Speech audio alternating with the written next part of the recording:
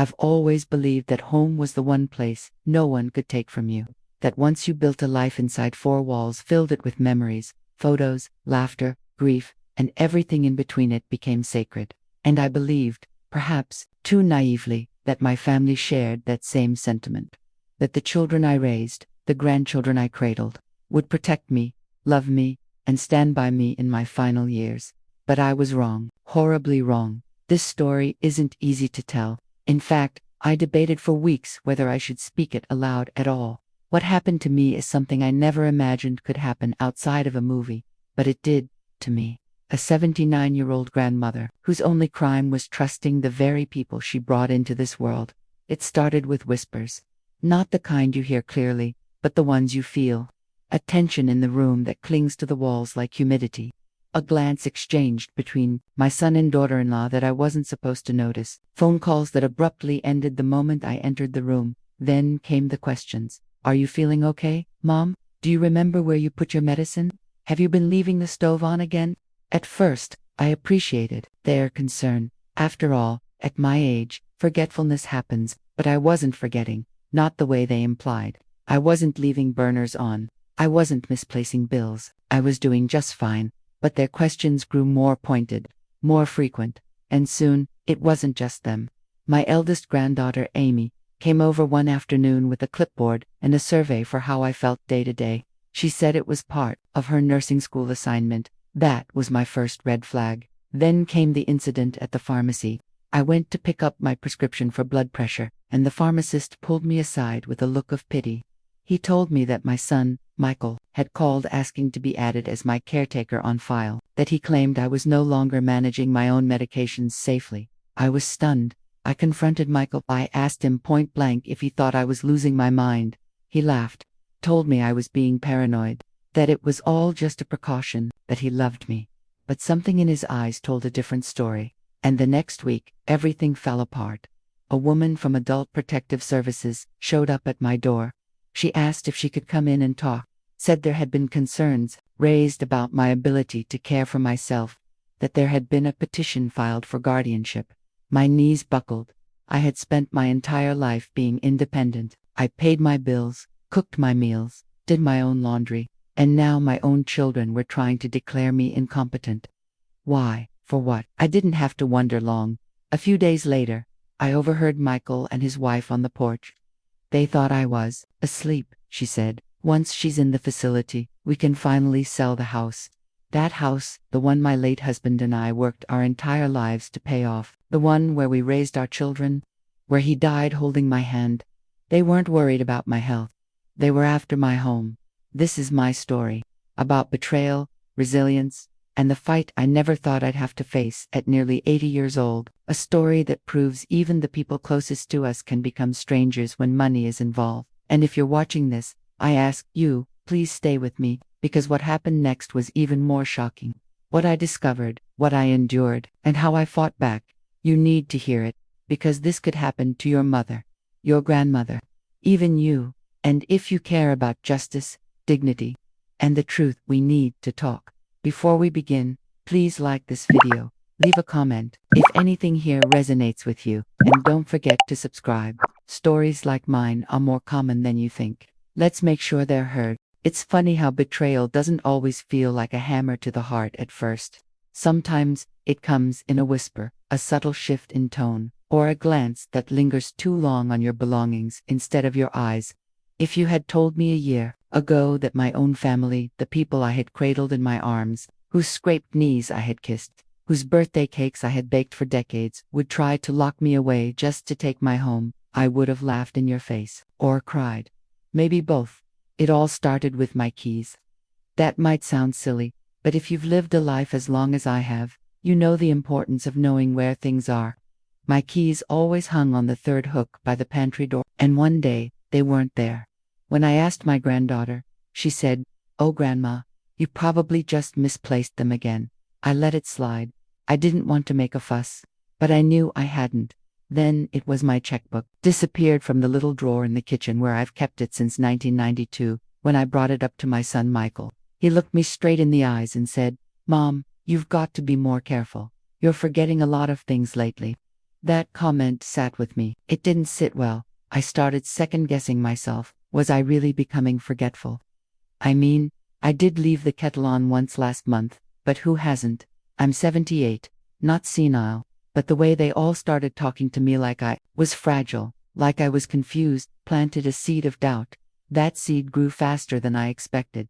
Soon after, they insisted on helping with my mail, just to keep things organized. They said, bills started going directly to Michael, then my appointments. My granddaughter Sarah took over scheduling my doctor visits. At first I thought it was sweet, but then I started noticing that I wasn't being told about some of them.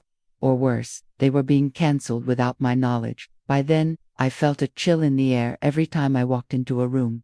Conversations stopped. Whispering started.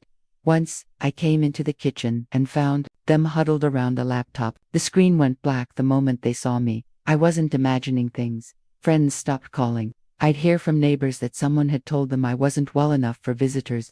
At church, people would ask me if I was feeling better though. I hadn't been sick. My world was shrinking, and it wasn't because of age. It was being pulled away from me, inch by inch. Let me tell you something I've learned in my years. When people want to take something from you, they start by making you question your right to have it.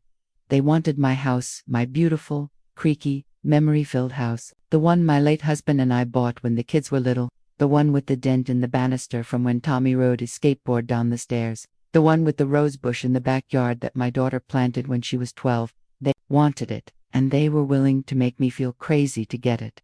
And that's why I need you, dear listener, to stay with me. This isn't just a story about betrayal. This is a warning, a plea. If it could happen to me, it could happen to anyone. Please don't forget to like this video, subscribe if you haven't, and leave a comment if you've ever felt dismissed or doubted by someone close to you. Your voice matters, just like mine still does. Next, I'll tell you what happened the day I found the legal papers. That was the moment I realized this wasn't just in my head, this was a plan.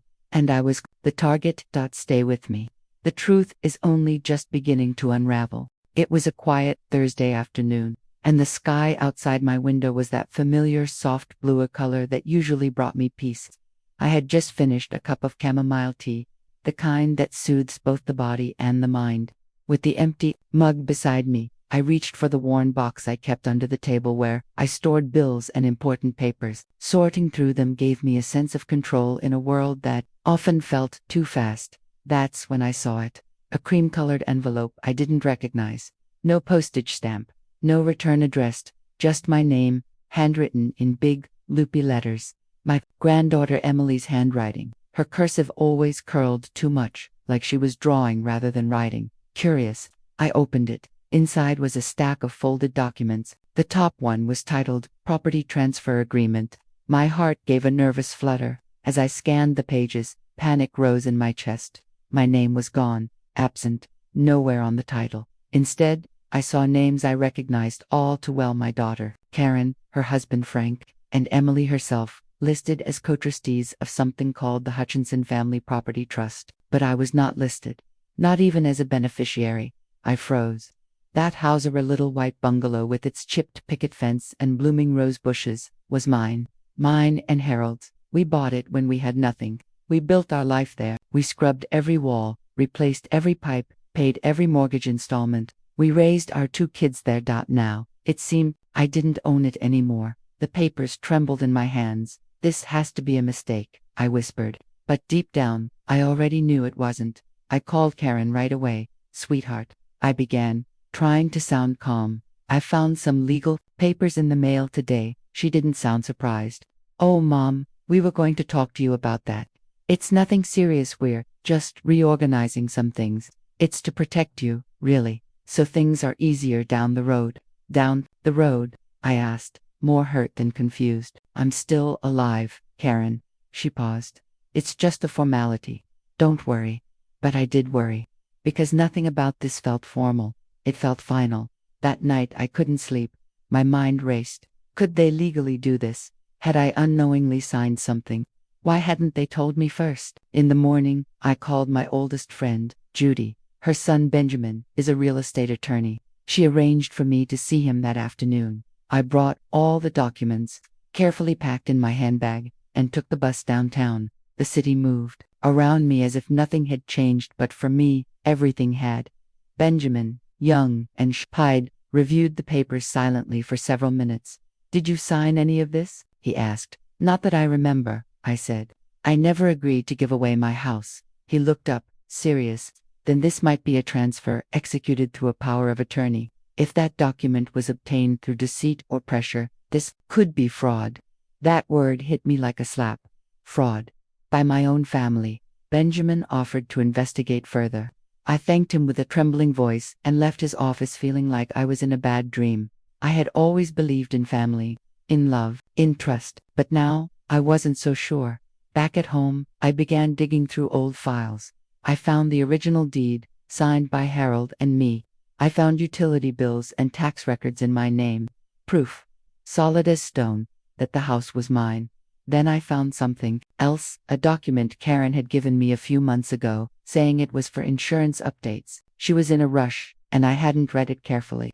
My eyesight isn't what it used to be, and I trusted her. Reading it now, my stomach turned. It was a limited power of attorney.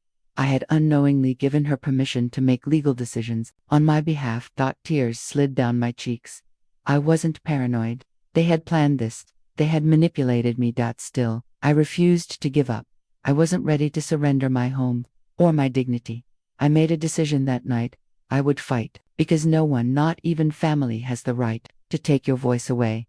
To those of you hearing this, if you're elderly or have elderly parents, please double-check everything. Read the fine print. Ask questions, because sometimes, even the people we trust most are capable of things we never imagined. I knew confronting my family would be hard. I couldn't just scream or accuse. I needed to be smart, strategic. I needed help. That's when I called my pastor. He had known our family for over 20 years. I trusted him. He listened to everything with quiet compassion. Then he said something I'll never forget. "You are not alone, and you're not crazy." He offered to support me, emotionally and spiritually. Sometimes that matters as much as legal help. Together, we began to gather evidence. I visited the county recorder's office. I requested a title history. And just like Benjamin had suspected, there was a recent transfer. The deed had been changed without a signature from me. It had been processed using that document I signed in haste. That insurance form that wasn't insurance at all, that they had done it. They had taken my home from me. So they thought, because I wasn't done, not even close. If you're still listening, thank you. Your support means the world. Please like, subscribe, and share this story. Let's make sure no one else has to go through this in silence. What they tried to do to me wasn't just a legal trick, it was a betrayal. One wrapped in the language of care. One that hurt more than I can describe. The next few weeks were filled with meetings, calls, and legal paperwork. Benjamin worked hard, and I stood my ground. We gathered proof, submitted challenges, and began the process to restore my ownership. But more than the legal battle, I had to face a personal one. The pain of being betrayed by the people I loved most. Karen, the daughter I rocked to sleep. Frank, who once called me mom. Emily, whose drawings still hung on my fridge. I didn't hate them, but I no longer trusted them. And that, perhaps, is the deepest loss of all. I still live in my house. My name is back on the deed. The rose bushes are blooming again this spring, but things have changed. I've changed. If you're hearing this and wondering what to do, asking questions, if something feels wrong, trust that feeling. Protect yourself. Speak up. No one should lose their home or their autonomy without a fight. And if someone tells you it's just a formality, read the fine print. Because your name, your voice, your legacy, they matter. And no one, no matter how close, has the right to take them from you. From the moment I held my first child in my arms, I knew the greatest joys and deepest vulnerabilities of motherhood. But nothing in all my years of nurturing, caring, and giving could have prepared me for the day when those same people I once rocked to sleep would try to rewrite the very essence of who I was. They said I was losing my mind, that it began subtly. At first, it was the misplaced keys. I'd always kept them in the little porcelain dish near the entryway, something I've done for over 20 years. One day, they were gone. When I finally found them tucked into a coat pocket I hadn't worn since winter, I laughed it off. Old age, I joked to myself, But the next time it happened, Mark, my eldest, looked at me with concern. Mom, maybe you should write things down more. You've been forgetting a lot lately. That comment stung, not because it was cruel, but because it planted a seed. From that moment on, everything I did was under scrutiny. I'd forget to take the chicken out of the freezer, and suddenly it was a sign of decline. I'd call one of the grandkids by the wrong name, a slip of the tongue. We've all maiden suddenly. Whispers started. Maybe Mom's getting dementia. Before long, they weren't just whispering. They were documenting. I found notes in Mark's handwriting on the kitchen counter, lists of things I supposedly forgot. Missed dates, misplaced bills. In reality, most of it was exaggerated. A few were outright fabrications. They were creating a case against me, and I hadn't even realized I was on trial. One afternoon, after I misread the stove temperature and slightly burned a batch of cookies, Mark sat me down at the kitchen table. He brought coffee mean with cream and no sugar, just the way I liked. I took my hand. That's when I knew something was wrong. Mom, he said gently, we're worried about you. We think it's time you see a specialist. Just to make sure everything's okay up here. He tapped his temple. I looked into his eyes, and for the first time, I didn't see my son. I saw someone calculating, controlled, someone trying to handle a delicate situation. I wasn't his mother anymore. I was a project, a problem to solve. That night, I didn't sleep. I sat on the edge of my bed, holding an old photo album on my lap, flipping through page after page of memories. First birthdays, summer vacations, handmade Mother's Day cards. I remembered every moment. I knew I wasn't losing my mind. My memories weren't just intact, they were vivid, detailed, alive. But they didn't believe me. Or worse, they pretended not to. Because if I wasn't mentally declining, their narrative fell apart. And without that narrative, their plan to take over everything, my house, my finances, my freedom, would crumble. Soon, they brought in the experts. A doctor I'd never met before came to my house under the pretense of a checkup. Mark introduced her as a friend of the family. She was polite, almost too polite. She asked questions I found invasive. Do you ever forget what day it is? Have you ever left the stove on by accident? Do you sometimes feel confused? Of course I had. Who hasn't? But every time I gave an honest answer, I saw her eyes light up. Every word I said was another stone in the wall they were building around me. I started documenting everything. I kept a journal and wrote down every interaction, every conversation. I started recording phone calls. I talked to my neighbor, June, a retired nurse, who began to keep an eye on things too. I wasn't going to be gaslit into surrendering my independence. This wasn't just about pride. It was about dignity, autonomy, identity. They weren't just trying to protect me. They were trying to control me. Then came the family meeting. One Sunday afternoon, they all gathered in my living room. Mark, his wife Lisa, and my youngest daughter, Amanda. It was an intervention, only it wasn't about addiction or safety. It was about pushing me out of my own life. They presented documents, a suggestion that I give Amanda power of attorney. Mark said it would just be temporary, in case something happened. Lisa had brochures for assisted living communities. I stood there, feeling like the floor had dropped out beneath me. You think I'm crazy, I said. You're trying to get rid of me. No, Mom, Amanda replied softly.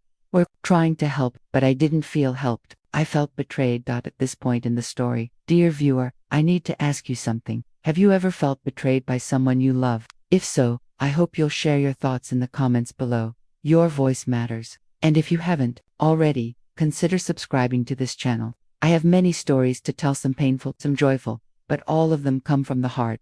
The battle for my sanity wasn't over. In fact, it was just beginning. And in topic 4, I'll take you even deeper into what happened next. The courtroom, the lawyer who almost broke me, and the surprising ally who changed everything. So, please, don't go anywhere. Click that like button, leave a comment, and stay with me. You won't believe what happened next.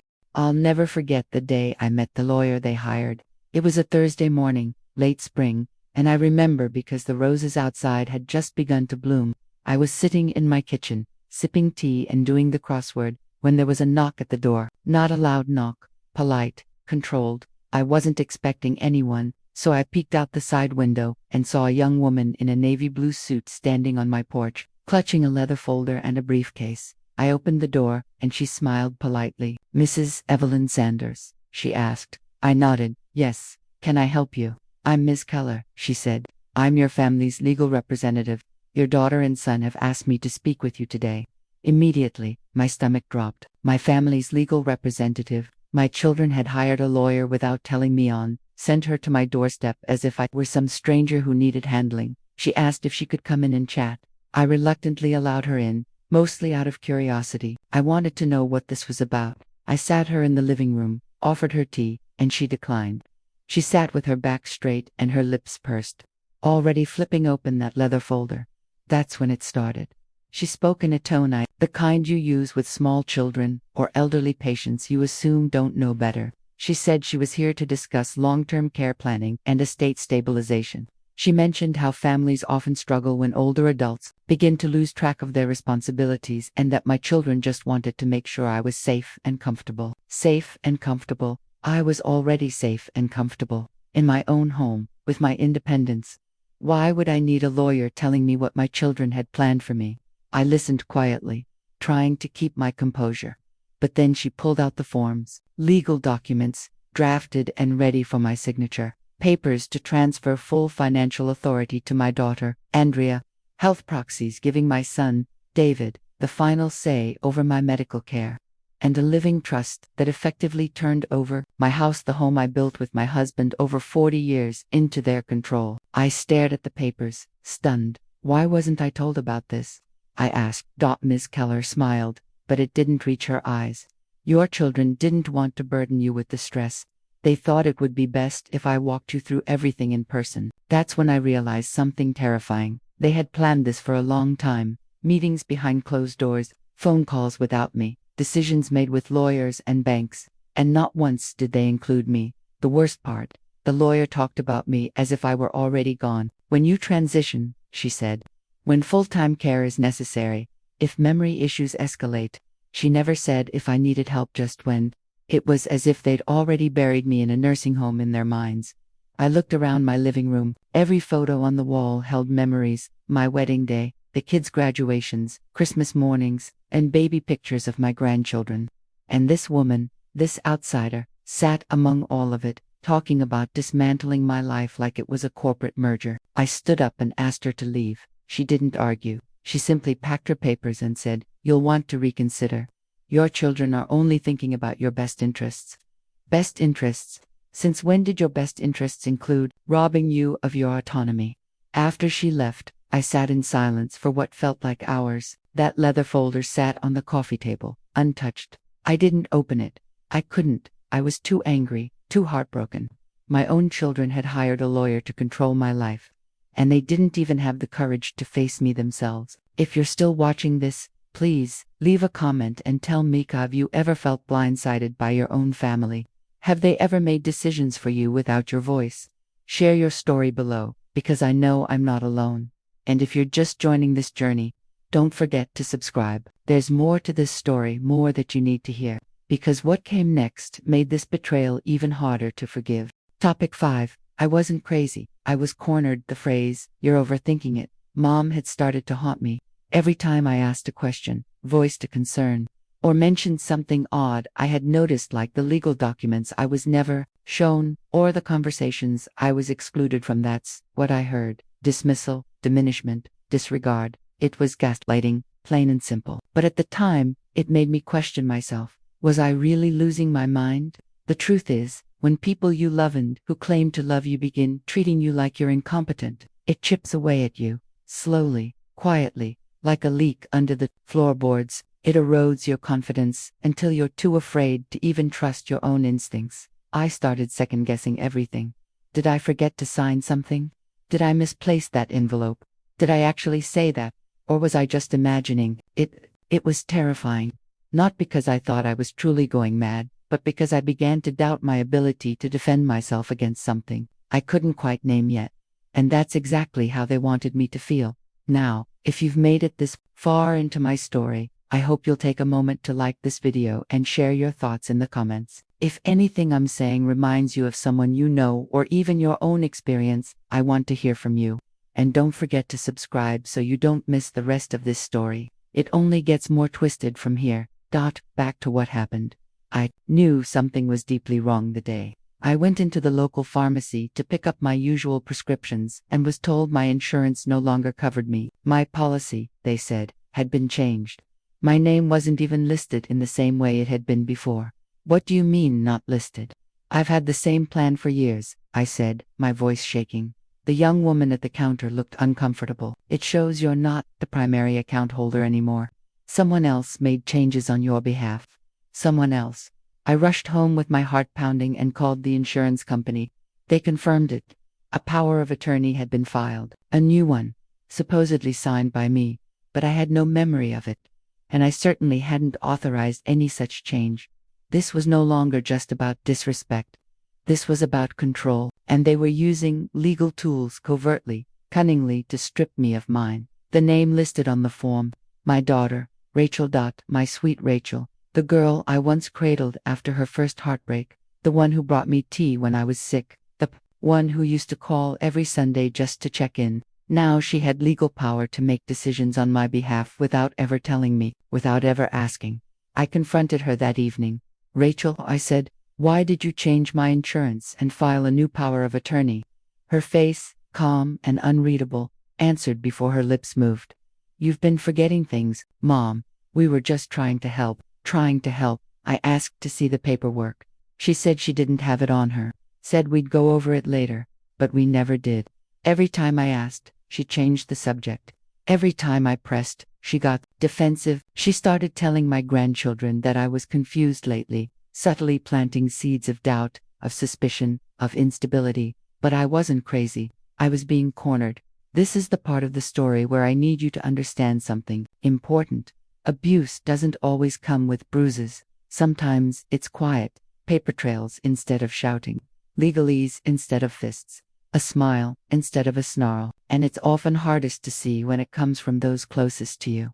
I began documenting everything, every call, every strange letter, every interaction that felt off. I kept a notebook in the drawer of my side table and wrote down dates, end quotes.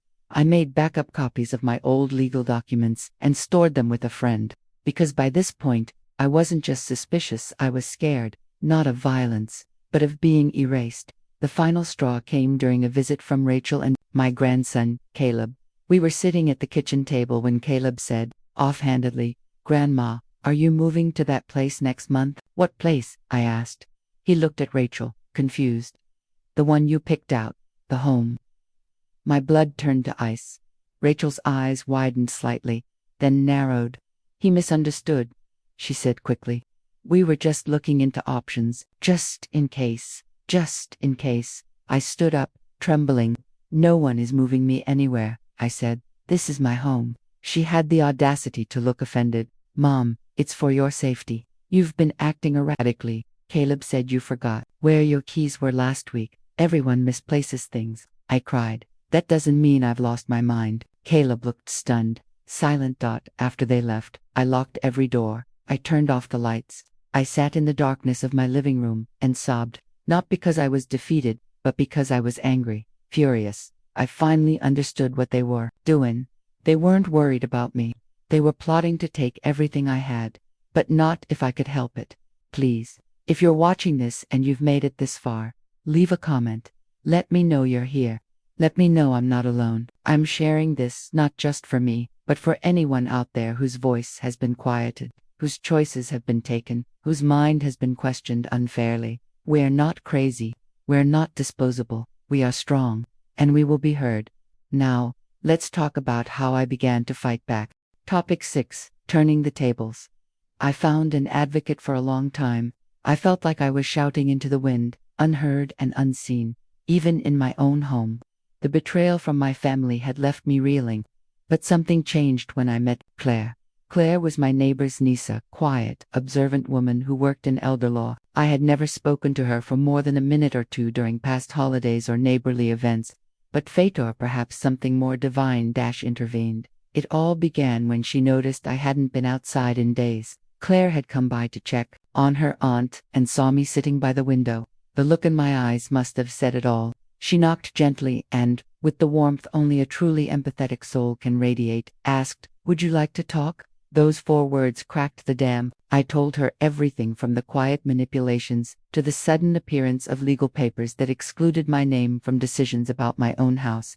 I expected disbelief, maybe sympathy at best, but instead, I saw fire ignite in her expression. "You're not alone," she said. "And you're not crazy." She came back that evening with folders and her laptop. Claire explained every term, every loophole my family tried to use against me. For the first time in weeks, I felt like I could breathe. Someone finally believed me, and not just emotionally, but legally. She showed me the documents I had signed, unknowingly how they'd been disguised with vague phrasing and missing pages. She said what I suspected all along: it was intentional. That night, we began the fight. Claire advised me to keep a journal, documenting every conversation, every interaction, every time I felt threatened or manipulated. "The court needs a timeline," she said, "and we're going to give them one." I filled pages with details, some of which I'd pushed away in my mind, like the way my daughter-in-law would speak over me in meetings, or how my son kept asking for signatures on forms without letting me read them.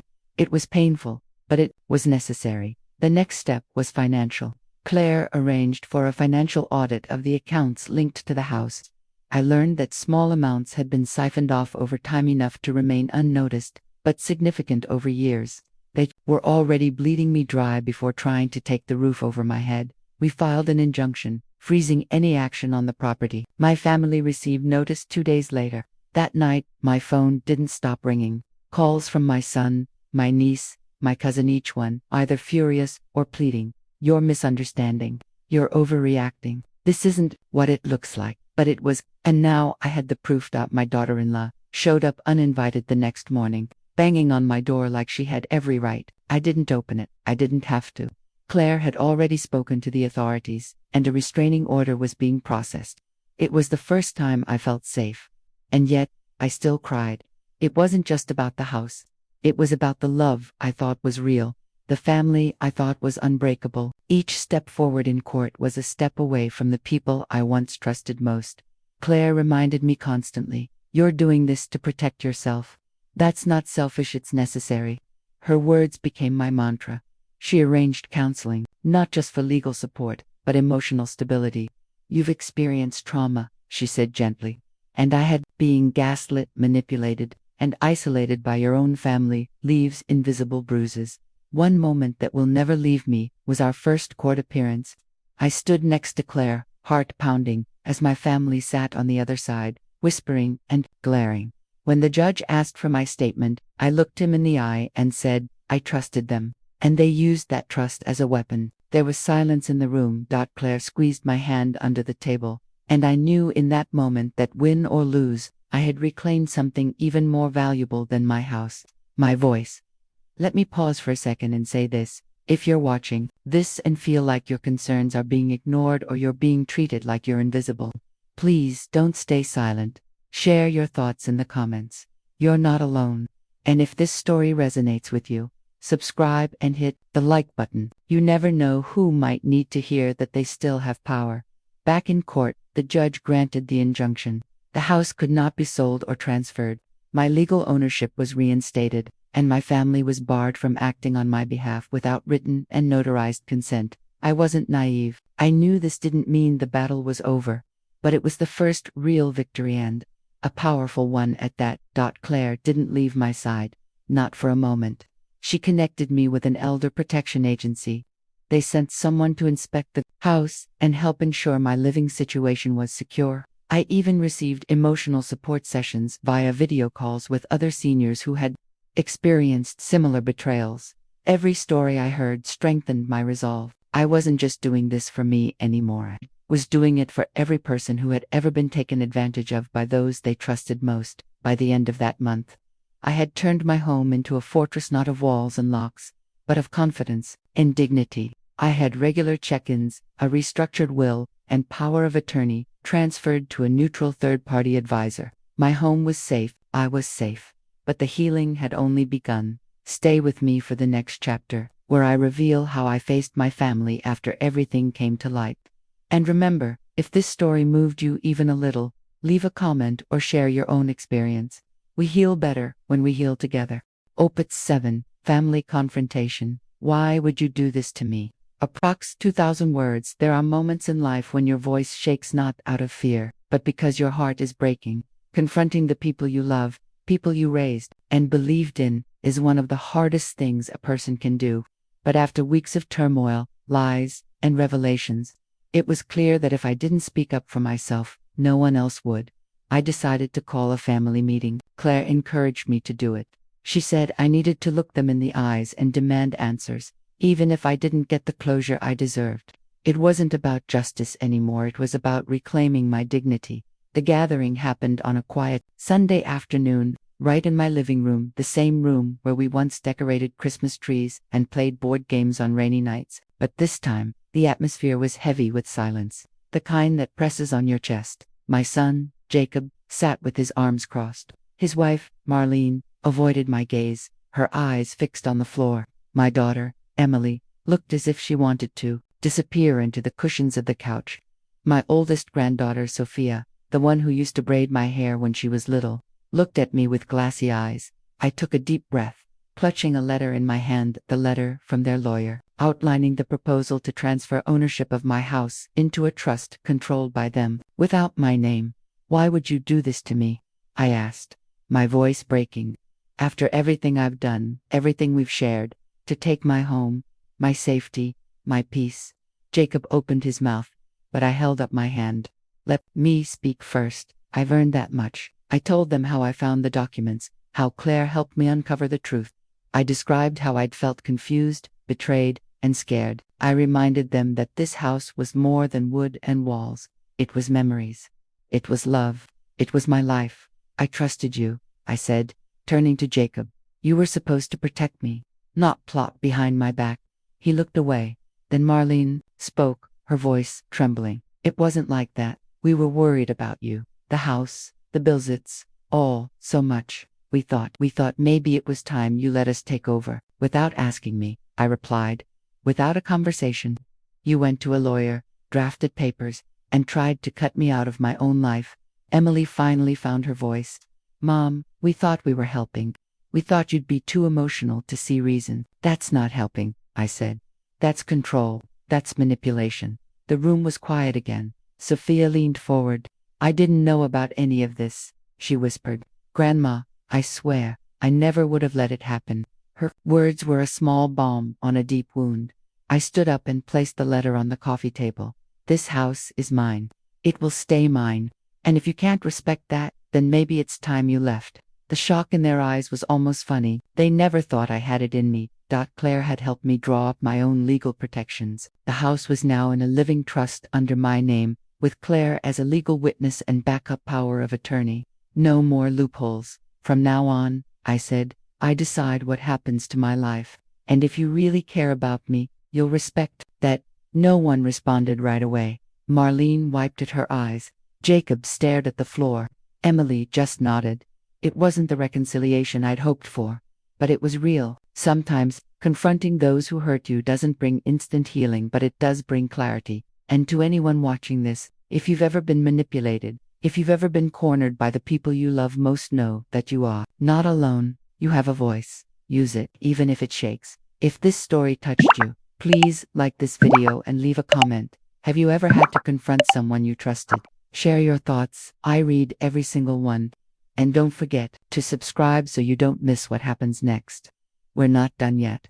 Topic 8. Rebuilding boundaries. How I took my life back after everything that had happened, being gaslighted by my own flesh and blood, almost losing my home, and the mental toll of betrayal. I knew I had a choice to make. I could let their actions define me, leave me broken and fearful, or I could rise again, wiser and stronger. And so, I chose to rebuild, not just the security of my home, but the walls of trust and self-respect that had been torn down. The very first thing I did was change the locks on every single door and window. I didn't care if it was symbolic or literal. That lock turning under my hand was the first moment I felt a tiny sliver of power return to me. This was my home, and I was going to protect it. And as I stood there holding the keys to my own house, keys no one else would ever have again without my permission, I promised myself that the woman who had once doubted herself, The woman who'd been lied to and nearly institutionalized would never reappear. I knew I couldn't just barricade myself in and call that healing, so I went deeper. I contacted a legal advisor recommended by a friend from church. She was a younger woman, sharp as a tack, and her confidence gave me hope. We went through every document I had, every inch of paperwork that had once felt like a confusing, threatening maze. And for the first time, I began to understand it. I wasn't just defending my house. I was taking ownership of my life again. We restructured the title of the property. I updated my will. I revised power of attorney rights. Everything that could be taken from me without consent was sealed.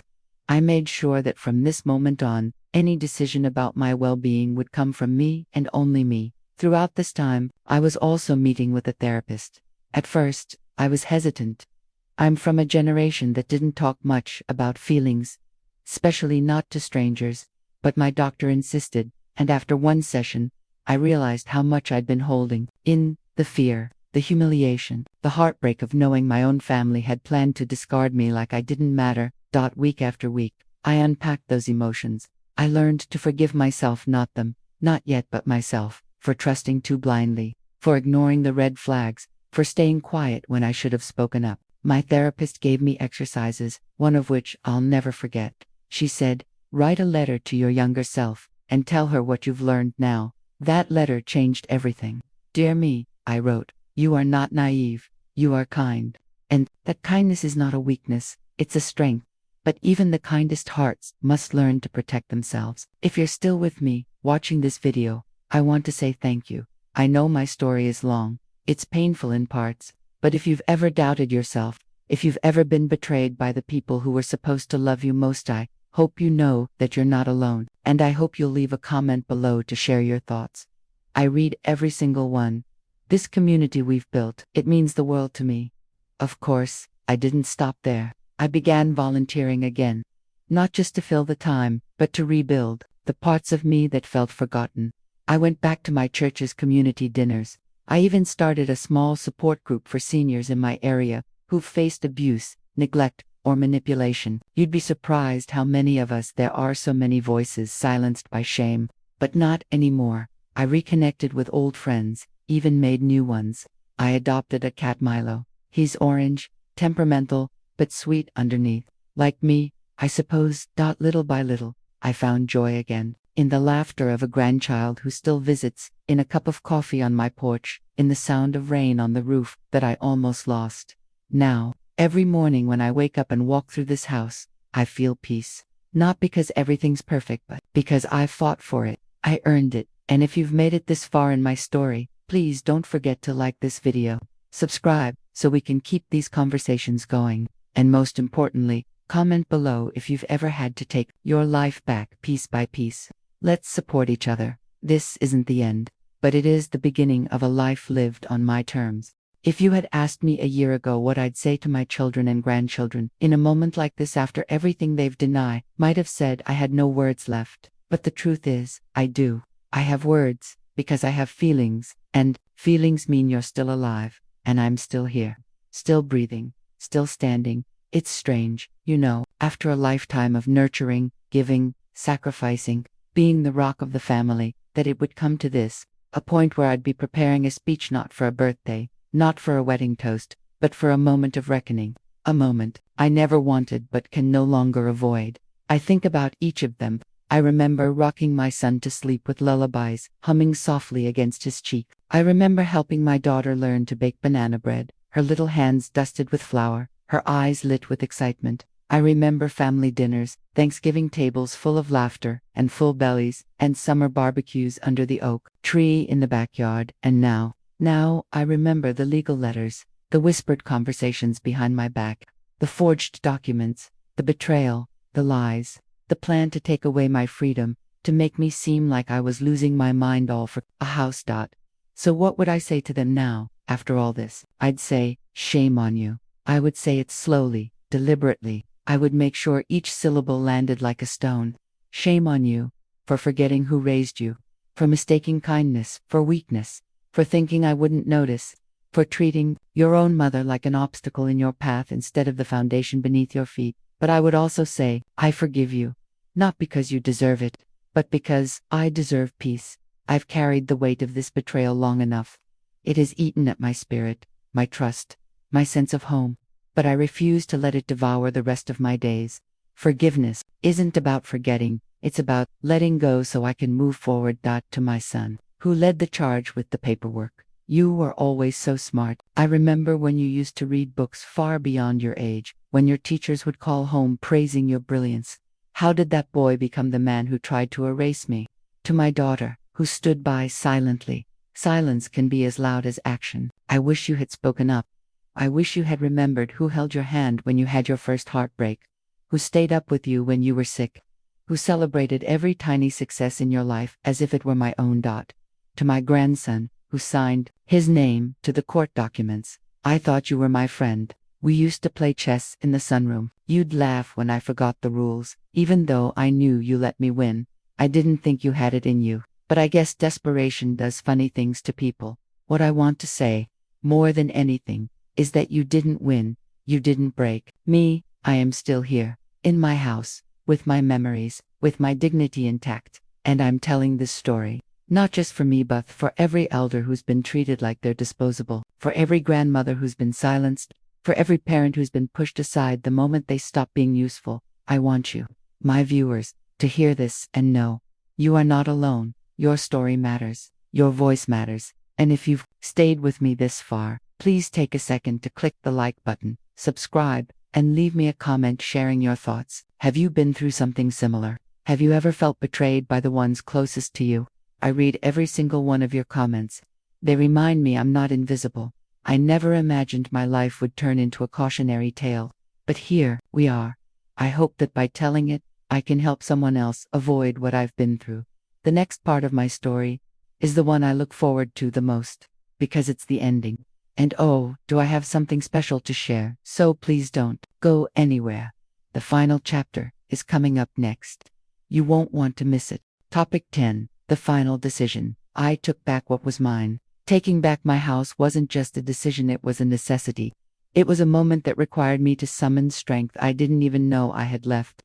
After months of betrayal, legal maneuvering, emotional manipulation, and spiritual exhaustion, I stood at the edge of a decision that would define the rest of my life. I could have walked away. I could have let them win. I could have accepted what they had tried to do. Accepted that at my age, maybe I didn't deserve to live peacefully in my own home anymore. But if I did that, if I gave in to that kind of defeat, what kind of message would that send to every other grandmother, every other aging soul who still had fire in their heart? No, I wasn't just going to survive this, I was going to reclaim my life. The court date had arrived. It was a gray Thursday morning, a chill in the air that cut through my old shawl as I stood outside the courthouse. My lawyer, a kind man named Stephen, who had taken on my case pro bono once he heard what had happened, stood beside me with confidence. We had the evidence, we had the testimonies, most of all, we had the truth. And the truth, no matter how buried, always has a way of rising. Inside the courtroom, my family sat in a row, cold, distant, avoiding my eyes. My daughter looked down at her lap. My niece, who had been promised a piece of the house in exchange for her silence, looked smug. My oldest son wouldn't even meet my gaze, but I kept my head high. I didn't need their apologies anymore.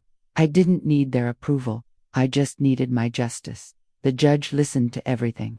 My recorded conversations, the forged documents, the medical testimony proving I was of sound mind. My neighbors had written letters. My church pastor had testified to my clarity and independence. Even my doctor spoke on my behalf. The moment the judge ruled in my favor, restoring my rights, canceling the attempted transfer of the house deed, and condemning my family's actions, something inside me broke.